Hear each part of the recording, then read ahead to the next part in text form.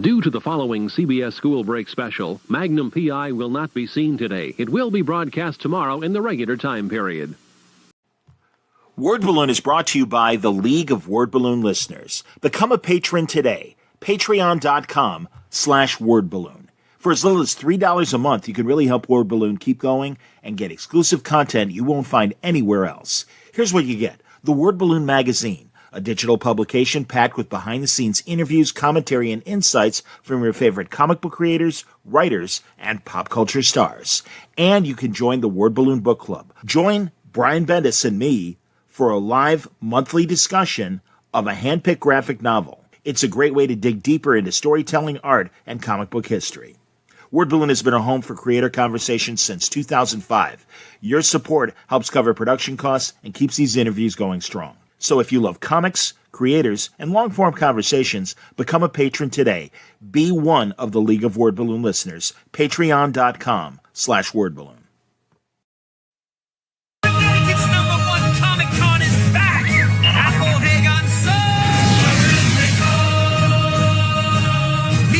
From TV, movies, anime, comic book creators too. Shop for comics, toys, and more. Dress up as a hero, Terrific Con. August 8th through the 10th at Mohegan Sun. Tickets on sale now at terrificcon.com. Kingdom Come is 4 separate issues, 48 pages apiece. It was an all-immersive kind of lifestyle for me. It blew people away. I mean, this was the most sought-after book there was. This was something very new, very different. No one had seen anything like that at that scale before. It was amazing. I never thought from anything that people would still be talking about this book 25 years later.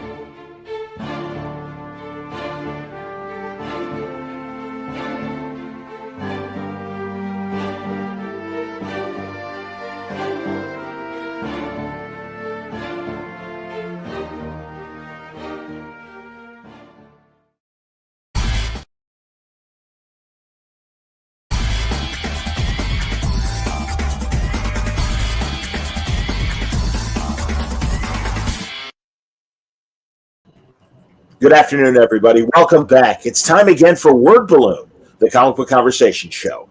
John Suntress with you. Man, I am really excited today to talk about a very interesting new digital comic platform that is coming to the market, Neon Ichiban. And we got the founders here. I'm going to probably get their titles wrong, so I'll let them designate who they are in the company. But it's great to always see Chip Mosier back on Word Balloon. Good to see you, Chip. And first time on camera and a nice lengthy interview with David Steinberger. It's a pleasure, David. Welcome, guys. Thanks for having us. Thanks, John. Thanks for having us. Well, I'm really interested to talk about this new company. I mean, God, we all know, everybody, that David and Chip were the guys behind Comixology. And 2007, is that the first year, David? Yeah, I mean, because the concept was late 2006, 2007 we started. 2009 is when the digital comics app came out.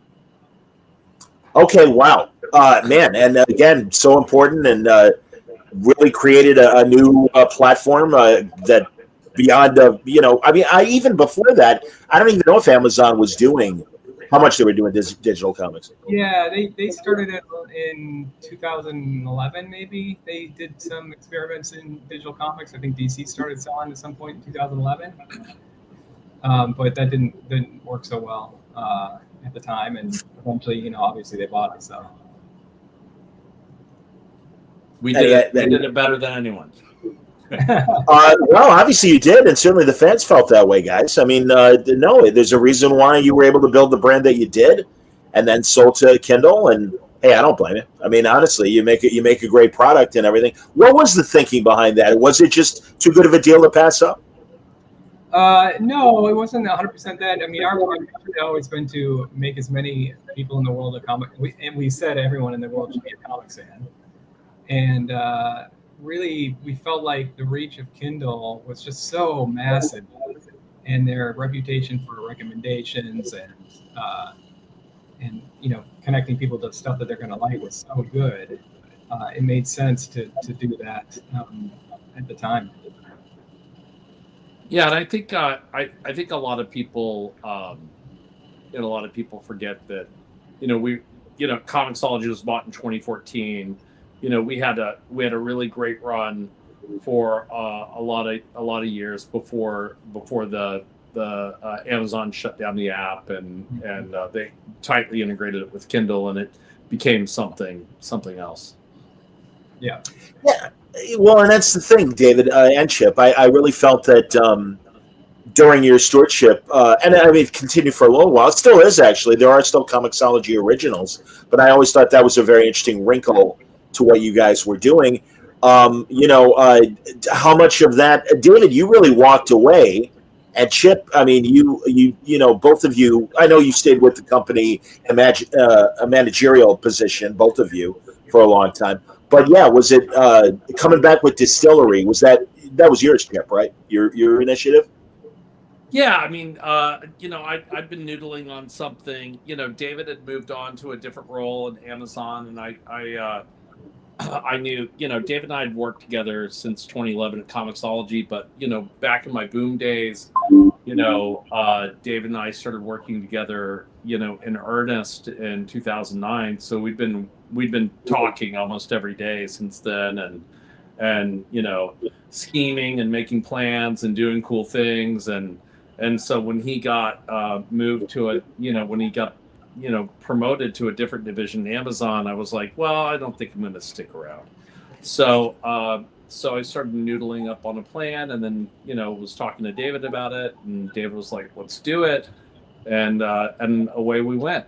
So that became Distillery, and I was really interested in taking what we did at Comixology Originals, what we started there, and just taking it to the next level.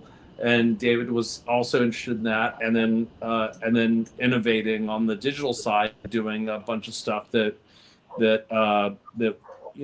just outside the purview of what Kindle would ever do. Some comments already in the chat, boys. One moment, and I will bring them up. Michael Edison says, greetings. Looking forward to the work you're doing. Seems like you both really care about comics. I would agree. Thank you. And let's see here. D Hollier, excuse me, says, sorry, I'm having trouble with my mouse here. It's happening, guys. The Amazon killer cometh. Jeez. And Dennis says, Chip and David, so happy to see you guys back in digital comics. Been following or been loving Distillery. Yeah, guys, I mean, congratulations. Truly, you got some of my favorite people in comics. I showed the Jock cover earlier. You got Stephanie Phillips, you got Azzarello. I mean, that's Becky Cloonan just scratching the surface. So it is great to see that they're all willing to jump in. Francesco Francavilla, another good friend. So that's cool. Chip, I've always respected your creative eye for this. Truly. Chip has some good taste. Chip has good taste. Yeah. And honestly, like if you went back and looked at his first business plan, I think we're 100% exactly what he laid out. Amazing. One creator. Oh yeah, one creator. One short. Yeah. Oh, bummer. Yeah. So one of the things that I really loved about working at Amazon is they have this method called writing a PR FAQ, and so the concept is to really like start with the customer perspective first and work backwards, which as a guy who's done PR, it's like, let's go, man. I can write press releases all day, but it's really kind of made for like product people and engineers, people who weren't really in touch with the customer, to really help them focus with the customer.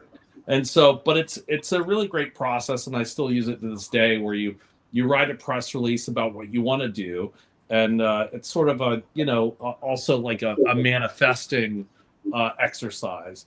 And yeah, in the headline it was like starting a publisher with Jock, Stephanie, Scott, Will Dennis, and the rest, and a bunch of other creators, included in some investors as well. And then with international investors like Delcor and Kodansha, and all of that came true. So that was that's been really gratifying.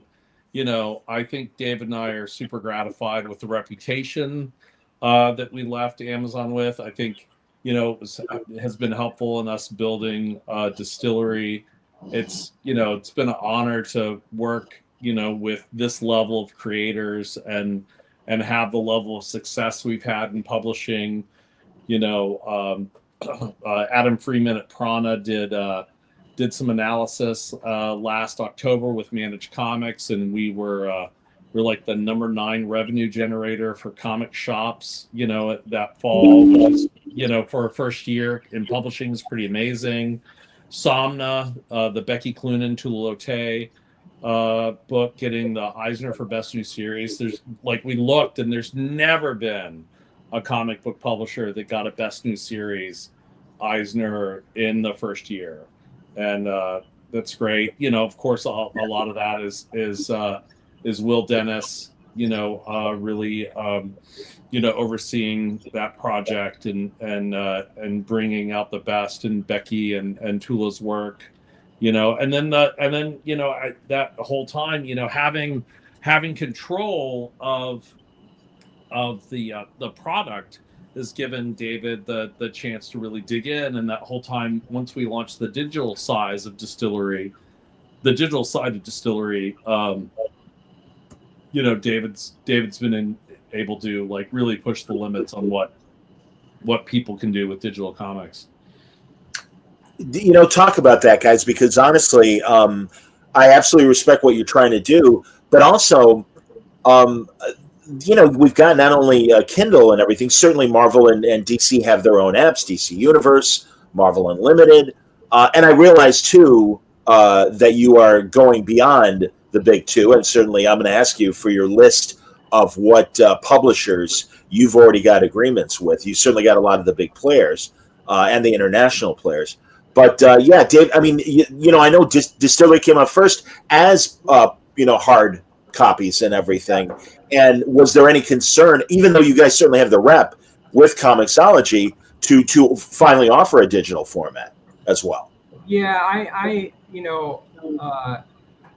once I read the business plan with Chip, and his business plan was pure publishing, I thought, okay, if we could play around with collectibles a little bit, and we had seen NFTs kind of go sideways, and there seemed to be a lot of interesting promise there, but a lot of fraud, a lot of awful stuff going on there.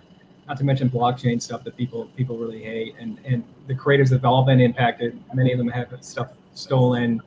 You got to a point where you can't tell which NFT is the real NFT, and if you're having trouble with that, what's the point? You need an authority. We might as well be the authority. But yeah, I mean, we didn't really have aims to do anything more than play around with that with Distillery to see if there was a there in terms of, could you bring the fun of collecting? I mean, and let's face it, North American comics are first and foremost collectors. The first window is collecting in single issues, right? And people love going to the cons and interacting with creators and getting close to them and buying books that have signatures and all those things. All that was totally missing from digital, and yet publishers were pricing digital comics and continue to, at least on the front list, the same exact as print. And that's right. Artifact, you don't have that collectability, you don't have that idea of for some people making money, getting your kids' college fund funded some years later. I don't know about everybody else in the audience, but I still have all those comics. I promised my wife I'd sell them, and they're still in the office here some 20 years later. And so I really loved what we did at Comics, all the originals. I thought Chip really had his hand on the pulse of creators, understand them, communicates really well with them, takes care of them, picks up the phone when they call, all those kinds of things that it takes to do well in publishing and to do something different. And the idea of ownership and for the creators, ownership of the company and all that is super important. And then we put out our digital books a year after we started. Well, I guess the same year we started publishing. Yeah, that fall. Yeah, and then the marketplace came probably 6, 8 months, 9 months after that. Mm-hmm. Then last summer, right before San Diego, or right at San Diego, we beta tested our signatures and sketches. So in essence, we sell.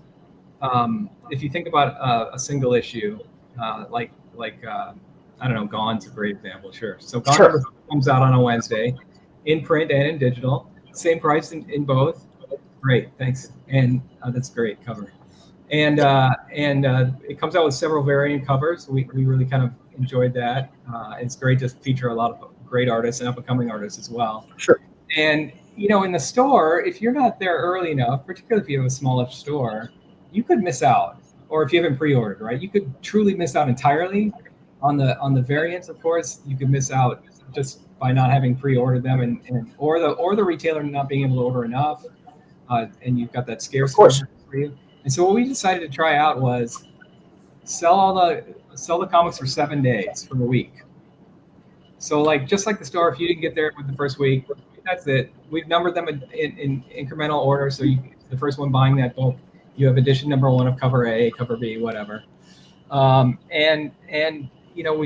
started to see some real action in the marketplace. And then when we added the capability to show a QR code for your owned book to a creator, and they can scan that with their iPad and sign or sketch onto that actual edition and press save, and seconds later it's the cover of that book, a true one-of-one collectible. Then we really started to see the interest get higher. That said, we continue to do print and digital on Distillery, and will continue to do that. We are going to move Distillery to be exclusively on Neon Ichiban.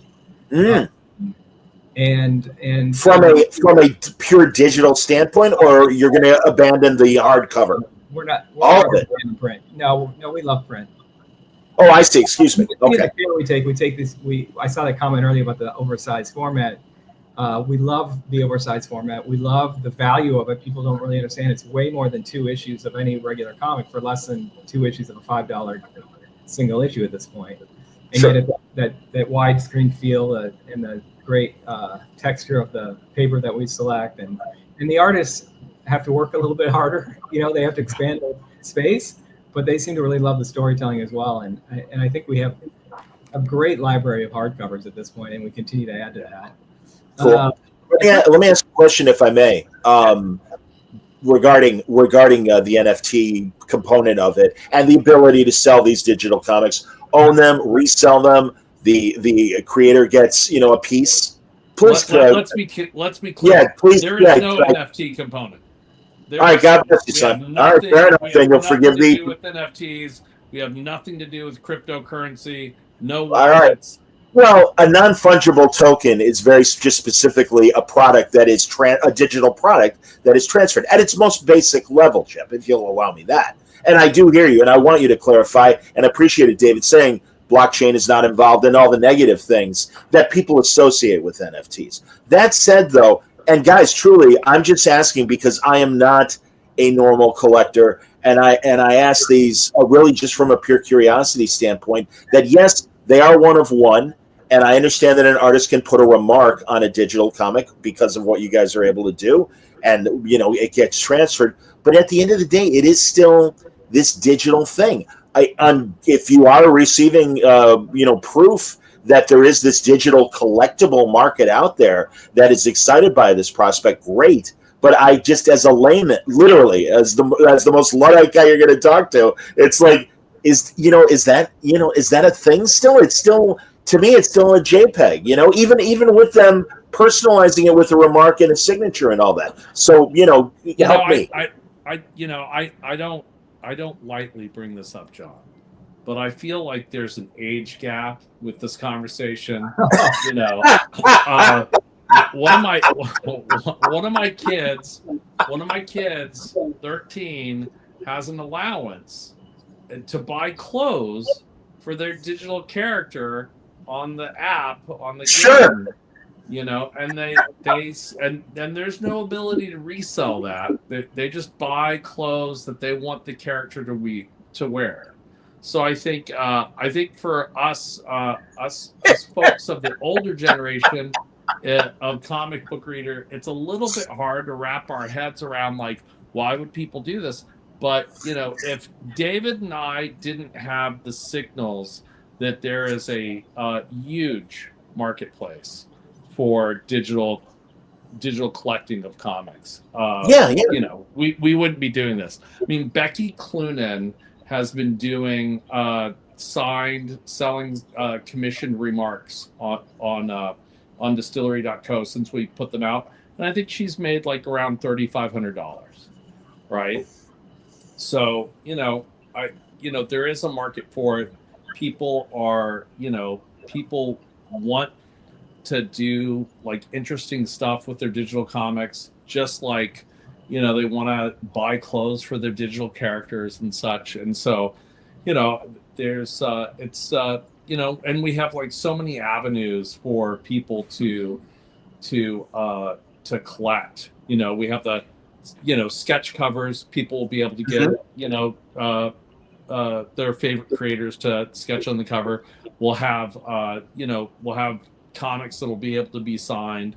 If you go to distillery.co, you can see some of the artists have drawn on top of their original covers, not just the sketch covers, and that's super cool. The remark, for example. Yeah, and each comic that we have on Neon Ichiban has an edition number. So let's say your favorite number is number 23. So maybe you want to go and collect the 23rd edition of every comic that you want to buy, and that's your thing. I mean, there's just so many avenues for people to express their joy of comics and collecting and buying, but let's not lose sight of the fact that our reading experience is tops. I mean, there's nothing that can compete with how great our reading experience is. You guys innovated that with Comixology, and I'm sure you have evolved it with Neon Ichiban, and that's great. And I figured that likely you would take a lot of not only the good things that you guys supplied to Comixology, but also the lessons of not only what you guys did wrong, but also what everybody else might be doing wrong. But I am curious. There are deals with several publishers, but I want to ask about Marvel and DC, because if I remember correctly, you had a licensing agreement with them where you guys had to pay some significant upfront money to be able to sell, digital comics and things. I mean, are those kind of deals necessary for the publishers that you have? And I'll say Marvel and DC. Are you under a similar licensing agreement now? Am I wrong about those assumptions that I am making?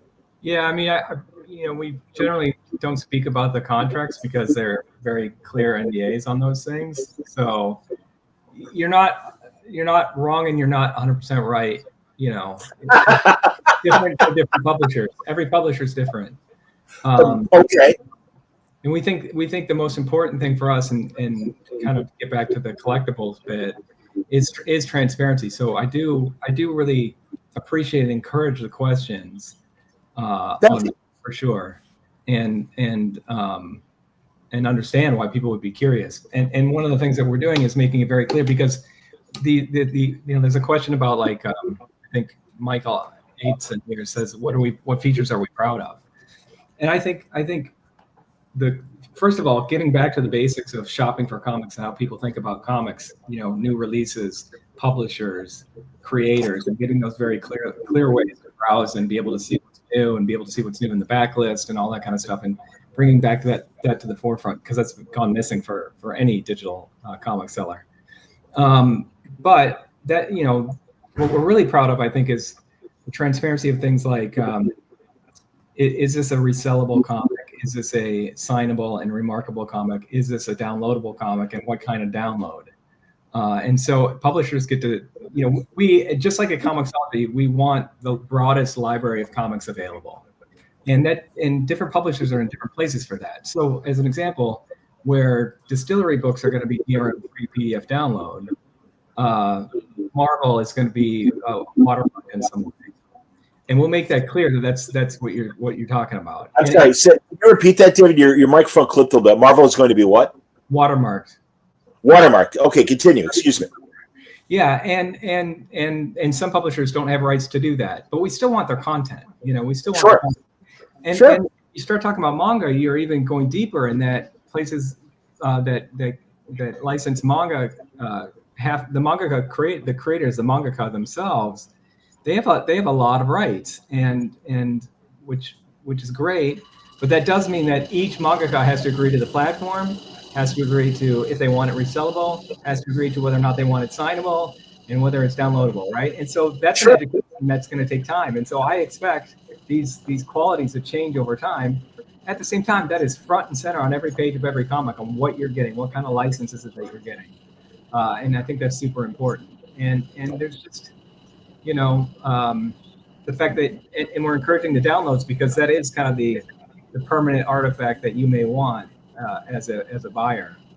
Regarding DC and Marvel, though, as well, you guys at Comixology always offered back issues as well. How far back are you able to go with all of these companies? But even again, specifically like a DC and Marvel, you'll see. I think my air conditioner's making a lot of noise, so I'm gonna. That's okay. Yeah. No, it's okay, David. We can still hear you fine. It was fine. But you're not, Chip. You can't tell me how deep. When we launch, you'll see how deep that back catalog is, John. Okay. All right. Don't be coy. Don't be coy. It's going to take some time, but it'll be full catalogs. Okay.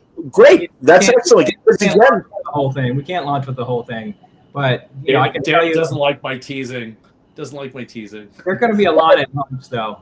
But you understand, you guys. I mean, that is the concern as a new company, and in fact, further, I'll go to Joe Powell's comment, and it's again, and I know it's something you guys have already addressed in interviews. But the worry is if the company closes down, we don't want to see that happen. What happens to our collectible if it's not transferable to our own wallet? Your ownership is true ownership is important for collectors, not only for the one of ones that you guys are offering, but even if I bought The Walking Dead through you guys, and all of a sudden my Walking Dead collection is gone because Neon Ichiban goes away. Yeah, we're working on a couple of innovations there that I can't talk about, but initially that's why we want to provide the download, right?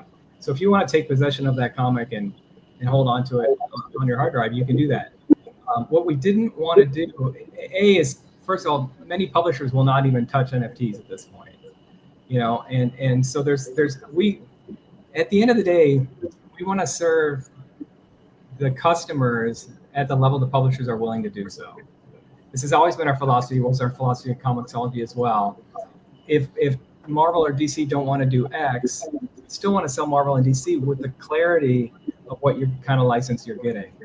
And to speak to the NFT and the wallet and such, I mean, the comic and the high resolution imagery belonging to the comic is not going to be in your wallet. The token is going to be in your wallet.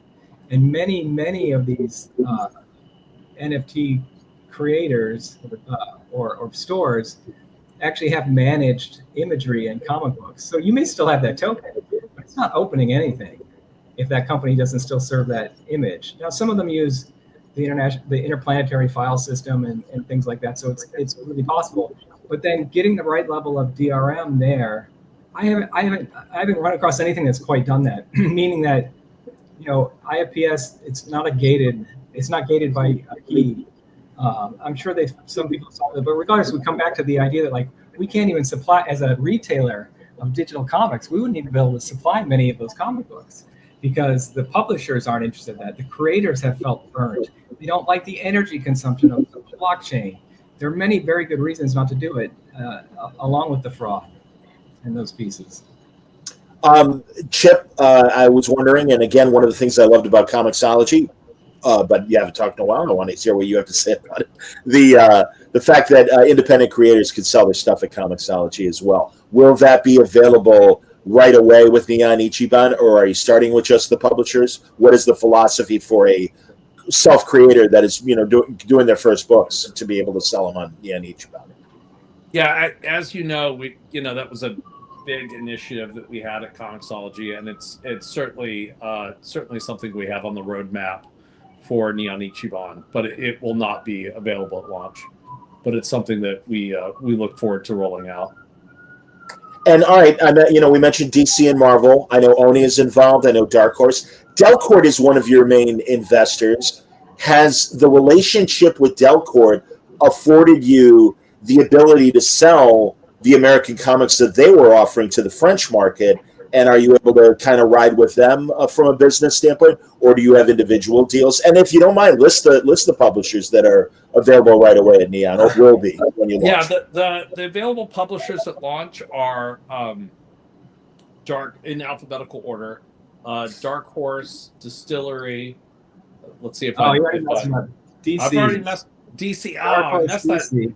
This is how bad. This is how bad I am with the alphabet. Dark Horse, DC, Distillery, Kodansha, Marvel, Oni, Vault. Did I get them all? I think Those so. are all units. Yeah. Okay. That's Okay, cool. thanks. So yeah. Are you in negotiation with other publishers that come to mind that have not been mentioned? Yeah, nothing, the nothing publishers that are, we can talk about today. yeah, but Understood. Yes. nothing we can talk about. But yes, we are talking to them. Of Okay, course. and forgive me, I will ask because so many people do self-publish but through Image. Is that something you would and just as a hypothetical, is that something you would address directly with a creator that uses Image, or would you be dealing with Image as a company itself? And in the most oblique, like I said, hypothetical general. As far as I know, and back in the very early days of Comixology, we did individual deals. My understanding of that is that Image gives a lot of freedom to their creators. Yes. So I can't really answer that fully because I don't know what that looks like today. But certainly we want to have all of Image, and it would be easiest to do a deal directly, of course, rather than individual. But yeah, we love them. Okay, that's cool. I'm looking at my list of other questions I have. I look forward to seeing how you're selling this stuff and the digital things. What else do you guys want to present? I can even go back to the questions if there was a good question in there. Chip, I'm glad you're mindful of the chat because I feel like I have. Here, D. Hollier wanted to know how you feel. The reading experience specifically, how has it evolved? Let's talk about that for a second, that detail, in terms of what they will get at Ichiban versus what you guys created with Comixology, and all the other digital platforms have tried to follow suit. We've worked really hard to make sure that the reading experience is fast and super high quality, colors, resolution, but keeping the transfer of data really, really small, compact, very fast. So I think that's going to be enjoyable. We've been working on end of comic experience. I think it's going to be really good. We've been doing some real work on our recommendations engine, which will take a while to get going. Obviously, we need to get some data from folks and the patterns of purchasing to make sure we're recommending really great things. I think for us, like focusing on the connection to creators, for fans to get close to creators with authenticated, verified signatures and that type of thing is super important. And we've got some other features that we'll be rolling out in the first year that I'm super excited about for fans to help fans become bigger fans. Well, I wonder about that because, as you guys know, brand loyalty, community is important for brand loyalty.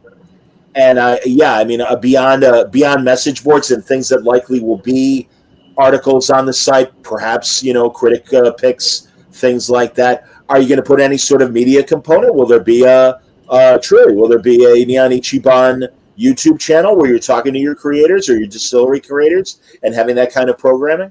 Do you already have it? Shame on me if you already have it. No, we're working on those plans right now. And if there's one thing that we learned from Amazon is that you test and learn. And so we'll probably present some things that don't work and jettison them and find the things that do and really, really invest in them. So I'm excited to get that process going. So somebody asked about a release date. I cannot tease a release date. It's not very far off, but we've been saying this summer. And I'm going to post to the comments. Oh, mine failed to post. If you go to neonichiban.com, you can sign up for the wait list, and not only will you be first in, that'll actually create your account, and you'll get a exclusive digital collectible as part of that. So and there's a little quiz in there, and we're actually kind of hopefully matching good collectibles and signed stuff and remarks and that type of thing to the right people for their when they sign up and tell us a little bit about themselves. Very good. Here a pro gives you a nice endorsement. Eric Pilecki, says, love these guys. I'm not sure I'd have gotten where I am in comics, such as it is, without my Comixology submit and Chip championing my early work. That's fantastic. Eric was on my my book club episode that I did the other. Eric's fantastic. We had a lot of fun working with Eric in the early days of Submit. It's fantastic. We got chips, everybody. neonichiban.com /waitlist, and you will take advantage of what David was explaining. That's great. I know you guys have a big presentation coming up at Comic-Con at San Diego in just a few days. Tell people what they can expect at the panel. Chip, you taking this one? They'll probably get a preview of some of the crazy things that we are going to be giving away to the waitlisters. They'll get a little bit more information. We might have some other announcements. TBD. Yeah, I expect that we'll probably show a preview of the site. That's cool. I'm really happy. Shame on me. I wasn't keeping up with the new titles, and I obviously it's been out for a few months. But Joe Henderson, I saw, is going to be on your panel. Tell us what creators, at least, Chip. Give me something. Oh yeah, that's a cool panel. Yeah. Oh, the distillery panels. Yeah, we have. Yeah. Excuse me. Yeah.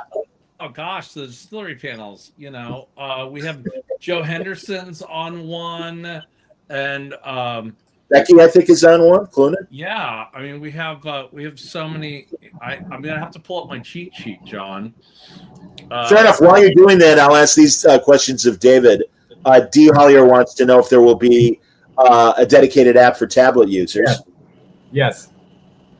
And Charles asks, will there be a profile page where you can see what people are reading, what their favorite books are, et cetera, building that community, I guess? I think that's a great idea. We won't have that at launch. You'll have your own profile page, but not connected to others just yet. Yeah, but I strongly feel that people being able to share with each other what they're reading, advice, recommendations is a huge thing. You got that list, Chipper, of who's doing stuff? Yeah. So Thursday we have our big Neon Ichiban panel. Thursday at 3 p.m. On Friday we have Will Dennis with Jock and Pornsack talking about editor versus creator. That should be a great panel. Then we have another Neon Ichiban panel on Friday at 2:30 with Natalie Anderson, Coley Hamner, and Joshua Hickson, and we'll be doing a live draw of remarks. Oh, great! Saturday, Joe Henderson and Lisa Tula Lotte will be talking about creating new worlds. And then Saturday, later that day, we have Natalie Anderson, Becky Clunan, and Sue Yeet talking about the art of the cover. And then on Sunday, the panel not to miss, because Sunday is the day where everyone is really refreshed and ready to roll. Sunday at noon during lunchtime. Hopefully we don't get the hangry Jock or the hangry Will Dennis doing the Jock live draw. Oh, that's great, man. They're so great. I've had them on the show together and individually. Oh, yeah. But together they are hilarious. And now that reminds me, and I'm so glad you bring up these creators because it's inspiring more questions. From an editorial standpoint in a distillery, is it modular the way Image is? Do the books themselves bring their editors, or do you guys have a distillery editing staff? I mean, Will is a great example of that. Obviously. Yeah, no, I mean on purpose. So Will's title is we have the founding creators and Will's founding editor. He's not on every book, but he's like sort of our North Star of editorial. And the teams bring they can use Will if they want, or they can bring their own editor. And so it's a case by case basis. What we're always looking for is, we sometimes get creators who always creators will a lot of times come up and go, what are you guys looking for? And I like to turn that around and say, what's the book that you've always wanted to do that you haven't been able to do? And that's how we get the best stuff. And part and parcel with that is, who do you want to work with that's going to make sure that you do your best work? And so by coming at the work from a creator friendly approach, we get, I think we've been able to get some of the best work, that, these creators have done. If I may say 100%. so myself. No, Chip, I'm with you. And truly, again, I think you were doing it when you were doing it for Comixology Originals and things. It's interesting. I am sort of glad to see, you'll forgive me talking about the competition for a second, but I am glad to see that they are still offering Comixology Originals. More focused regarding the originals and applying it to Distillery. What lessons of that you either did right or wrong do you feel? And really, let's focus more on like, oh, you know what? I wish we had done this with Comixology Originals. We're going to make sure we're doing this now with Distillery. If you could speak to that. That's a great question. I don't know if I have an answer off the top of my head. I think the number one thing. I think the number one thing that we did when we said to ourselves, like, how do we do this even better, was the equity that creators can build in ownership of Distillery.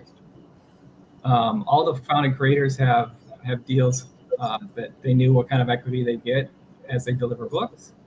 And anybody who's been participating these first 3 years, even if they aren't founding creators, participate in a 3% of the company lump at the end of the first 3 years. And so anyone that's helped to build the brand, we thought in particular at the beginning, anyone who helps build the brand, I mean, you think about the people who made some of these characters we see on films that make $1 billion and the reported kind of paltry amount of money they made from that. We wanted creators to feel like if they brought something like that to Distillery, and we became this huge brand off the back of one book, like that they could take the lion's share of that 3% as an example. And so we want to and hope to continue to do that for the first 3 years, but it just felt particularly important. We wanted the brand to kind of spring out fully formed. And I think Chip did an amazing job with the creators and the planning on that, and we executed well, and we've been transparent with the creators and good to our word, and they've delivered and we've delivered, and so I think that's probably the most important thing we did that we couldn't. You just can't do Amazon. I mean, it's not because Amazon wouldn't want to do something cool for creators, I suppose, but they can't give away equity. It's just not how it works at that size company. Well, and I mean, they do a million other things. I mean, that's the thing. I can appreciate the frustrations with Kindle post you guys leaving. But that said, it's, my God, they're busy selling, bathroom towels as well. And, it's such a small sliver of the pie, if you could even call it a sliver. So, no, I hear you, man. Absolutely. Chip, are you recruiting creators, or is the door open? And at this point, obviously, having been established for the years that you guys have been with Distillery and everything, that people know to come to you? Or are you aggressively as well trying to, not aggressively, but what I'm saying, going after creators as well? We have our pipeline's pretty stacked right now, and so now that we recently moved to Penguin Random House for print distribution, which is the gold standard for book market distribution, and they have different timelines. They have longer lead timelines. So currently we're not acquiring, but we are, we're really focused on getting the stuff that we have in the pipeline out, with our new distributor in a way that maximizes the exposure and the comic retail chain, the book market chain. The oversized format of Distillery, we mentioned it earlier, and I know fans like it. And I do find it interesting that how aggressively DC has joined the oversized. Marvel's had its moments, and likely still will. But yeah, any pushback from retailers? How's it been when? And I don't even know. Well, I guess I'm trying to remember who sadly is now in charge of the comic seminars for the retailers, the way Diamond was. What was the Diamond Summits? But yeah, I mean, what has been the feedback at the retailer summits you guys have been with? There's always a group of people that don't like change in any business or anything, and don't like dealing with things being different. But I think the proof is in the pudding. I think when Adam Freeman at Prana, working with Brian Garside at Managed Comics and did that deep dive, on like, I think it was like 30,000 subscribers on the data, and they figured out that we were the number 9 revenue generator for comic shops. At my local comic shop, Distillery is the number 4 publisher in the store. Wow. So I might be engaged to the owner, but that really, that doesn't have any bearing on anything. But yeah, so Go into that. Very good. Very nice. All that shows is that if the retailer's willing to put in a little effort, it's going to pay off. Right. I mean, I can't get engaged to all the retailers, but that would be weird. But yeah, no, I think the like Aton, who runs Cape and Cows in Oakland, we're I think we're like a top 5 publisher for him. Cool. He sells our books hand over fist. And then I know a store that's like 20 minutes away that, that they're not supportive. They don't rack it, they don't do anything with it. And they're like, I can't sell your stuff. And I'm like, well, you're not trying, so, I think that the stores that are, I talked to Richard Evans at Bedrock City, and he told me, he was like, look, I don't care what size it is or how you're publishing it. It's my job to sell it, and so you just create the best comic you can, and I'm going to try to sell it the best way I can. And sure. I think there's a lot, there's a lot of retailers that have that attitude, and they have done fantastically well with our product. Some good comments here from the chat. Charles says, I used to buy all my comics through Comixology. When Amazon bought it and made a Kindle, I completely quit digital. And Hollier says, I can't wait for this. It's been a long, cold winter, but I can finally feel the thaw. I wonder, guys, and again, I wish you the best, and I think I hear the distinction of what you're offering as opposed to what Kindle offers and things.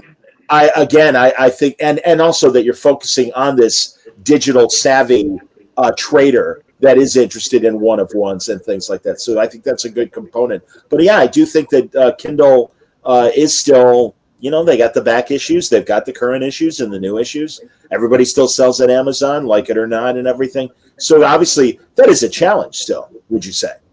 Sure, maybe. I think that what you're reading in the comments, sadly, all too often is what we've heard.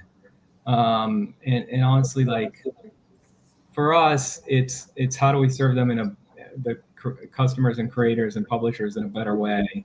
That's once again dedicated to the subject with what we know can happen to a company like Comixology. And so I'm super.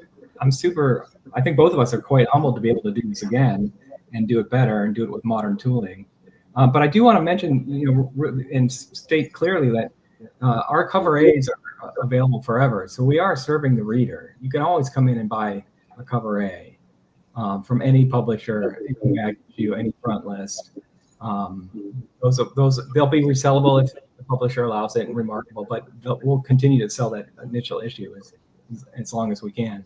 And so we do want to be like a comic book store where you can come in and grab yourself a trade because you're a reader, or even a single issue because you're a reader, or you can have the fun of collecting, but you don't have to bother with that if you don't want to. So we certainly don't want to be pigeonholed as, only collectible, digital collectibles. If you have a distaste for that, fine. Like, just buy. If you want to buy and read, great, go for it.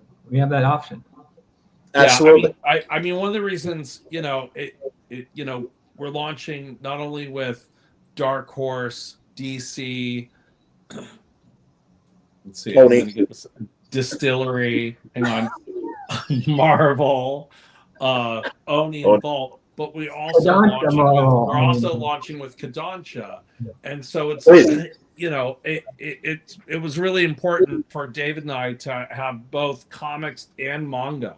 Sure. And, there's a big focus on manga and bringing those readers together, cross-pollinating it, and I think that thing, talking about Kindle, with Neon Ichiban, we are going to be a dedicated service for comics and manga fans and helping them navigate the product lines for both, instead of just being a generalist. This is a dedicated service. It's built by fans for fans and to create new fans. Will the vertical format of a webcomic, is that available now in any of the current product?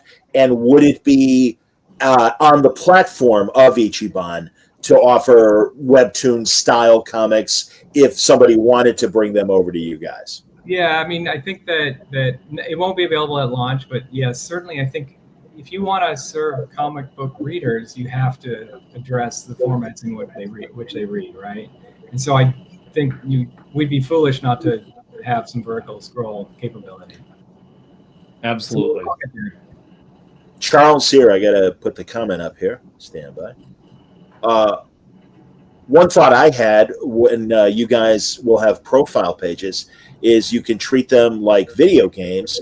Let's say there's a new series coming, and if you pre-order this series, you get a special profile picture, for example. Okay, that's a great idea. I love that. Yeah, we have already been working on some profile badging and that type of thing that it won't be at launch, but I think that's super exciting. Yeah, special avatars. Yeah, it's fun. Yeah. Why not? No, again, guys, I think it's great, and I think Distillery has fantastically distinct books. And I mean, you guys learned the lesson. I mean, even Chipcone, even back to Boom, obviously, it was always good to see companies that had a platform for passion projects. And I mean, my God, that was one of the reasons why I started Word Balloon, was beyond the characters, that writers and artists are finally getting their due. In the 90s and then the Wizard years, certainly the artists got their due. But I think things finally in the 2000s have balanced out again. And yeah, rightfully so, that people come for the creators finally. So, and you are clearly addressing those concerns from a creator standpoint and a fan standpoint. That, yeah, that's great that Scott Snyder writes, Batman and etc. But it's really great to read, the stuff that he did at Best Jacket, and now the stuff he's doing at Distillery too. So that's cool. Yeah, thank you. Not a question, a statement. Absolutely. James asks, could you offer comic strips or collections digitally? Are you talking to any? I mean, well, they really are intermediates to the rights holders as well. But yeah, I mean, would you talk to a King Features or anybody like that? Yeah, probably at the collected level. Not at the daily or weekend level, but at the collected level. We certainly did that at Comixology. We had the Peanuts books. We had some, I don't know, Garfield, I think. We had a bunch of collected editions. So we'll get there. Okay, that's cool. There you go, guys. Do you want to show the images? I beg your pardon, of course. Yeah, absolutely. Man. Which do you want to do that? Yeah, there you go. Talk about it, David, please. Well, I mean, first of all, we're trying to organize things so it's super readable. You'll see resellable, signable, downloadable. This isn't actually, I guess that is how we'll launch PC. You can see that really clearly right there, what kind of license you're buying. You've got the digital version. This is cover A, so it's always available. And underneath that, you've got editions that are available in the marketplace. So this is what it's going to look like. So there'll be a couple of features, like I don't think we'll have the wish list quite done and ready when we launch, but you're getting a look at pretty much exactly what it's going to look like. It's already almost 100% there. Very cool. You'll forgive the low resolution, everybody. That's. But no, that's cool. And of course, you guys are involved with manga, and rightfully so. It's a big part of the readership, and likely the audience you want to do. But yeah, Nia and Ichiban, come on. I'll be honest. Yeah, I obviously I had to look up what the Ichiban part meant. Why don't you explain your guys' name? Well, I mean, we were trying to, we always have big ambitions, no question about it. At Comixology, the company name was actually Iconology, so it was named big enough to hold multiple things. It ended up being just comics and graphic novels and manga, which was big enough. For this, we played around with both Ichiba, which is marketplace, and Ichiban, which is best or first. And the neon part was just to kind of give it that digital flavor. It's fun to say. It's memorable. And it has a feeling like particularly because we kind of work with, we have Kodansha as an investor, and we really want to work with more Japanese publishers, and should have and we have other Japanese investors that do manga that are through another fund, so they're not direct investors but indirect investors, so we won't name them, but we love manga, and we love the fact that anime and manga is penetrated so deeply in the US that we're now starting to see that influence very deeply in Western comics. And so the opportunity to pull that all together and aggregate all the content and the different kinds of comics and manga content together, and then give you recommendations where you might cross that boundary from Western to Eastern is going to be really, really fun. But yeah, that's how the name came about. Nothing deeper than that. No, immediately it makes you think of downtown Tokyo, walking down the street and all the different little shops. And the night markets with the neon signs and stuff. Yeah, exactly. No, totally. I know that scene out of Blade Runner, the original Blade Runner back in the day. Absolutely, man. So I get it. Hey, seriously, way to go, guys. Distillery is very interesting. And I think this initiative is coming at the right time. We'll remind people if they want to get on the wait list, you can go to neonichiban.com. Beyond the comic buying community, the people that go to Bleeding Cool, the people that come here to Word Balloon, thank you, everybody, and all the various outlets that I've seen you hit, Publishers Weekly, nice article in the New York Times, well, congratulations. But how are you getting word to that lapsed reader in the way that, I think some of the other companies, and are you trying that? Is there any sort of marketing plan beyond the collective hobby that you are approaching? Let me give you your readers a bit of inside information. If you go to Humble Bundle right now, there's a Spectrograph #1 book as part of that that's going to be on redeemable at Distillery. There are a couple of other books from another publisher that will be redeemable on Neon Ichiban, and so we've done some Xbox promotions with Distillery. We're gonna pull all the knowledge that we've put together from our days at Comixology and at Amazon, for pulling all the digital strings to see which ones work, which ones bring in the customers. But I think at the end of the day, I'm super thankful to your the folks that are posting comments that are so positive and they're so excited. It makes us feel even more strongly that there is something missing right now, and that there is a place, that there needs to be a home. Folks that have been doing it need a place to come home to, I guess, for digital comics. But really, it's people talking to other people and us trying to make those ways for people to share that I think are going to be the most effective ways for us to grow the market in general. So yeah, our first group of people are going to be fans. They're going to be people who know comics, but we want to move very quickly to going back to expanding this market rather than focusing solely on taking more money or part of the wallet that would be spent on comics anyway. Yeah, and we've heard from a lot of publishers. One of the things that they really miss is that weekly email that we used to send with all the new releases, and how much that drove print sales, and we did a ton of research back in the day, and surveys, and digital comics just increased print sales, full stop. And so that there's a lot of excitement on the publisher end, the publisher's end for that, and I think we're looking forward to doing a lot of cool stuff. For the cover A's, I'll frame this question that's coming from Pete with that thought and expand on what Pete is saying. Pete is saying for digital sales to be viable, the publisher's got to get set a less expensive price for books to get regular folks hooked again. Yeah, do you guys, as either for Distillery or the books that you sell, obviously then the publisher is the one who sets that price. You're the intermediate. But are you able with Distillery, would you ever consider offering a less than what the average price is? Again, as you guys said, the DCs and Marvels really kind of established that, well, if you're buying the digital or you're buying the hard copy, it's the same price. We were quite frustrated by that at Comixology, to be honest, because you really can't tell them how to price their books. You can't do that. Sure. And we thought it probably slowed down the growth of the market for digital. However, having become a publisher for these last few years, you understand how important it is that you have that first window that's healthy in the retail market. And so we did at Distillery, we do a couple of things. One, and so we do sell initial sales at the same price, partially to not compete with the retailers, and partially because we thought we put together enough stuff, the resellability, the signability, the fact that if you owned, as an example, at San Diego, if you owned Somna, we have this QR code that's your proof code. You could come to the booth and show your proof code for your library. We could scan it and it could say, yes, they own Somna Digital. They get 50% off the Somna toy, the Mommy toy that we were selling for Somna.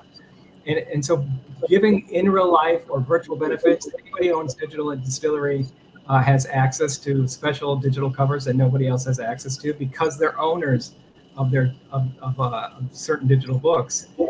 Trying to make it more fun, expand the definition of what a digital comic is to create a higher value.